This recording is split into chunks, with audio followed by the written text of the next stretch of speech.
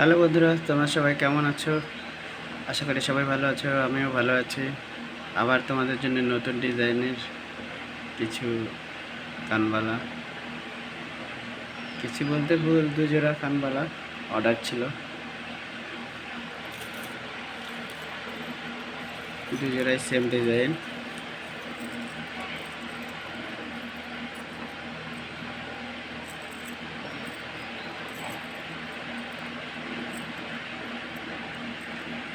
খুবই হালকা।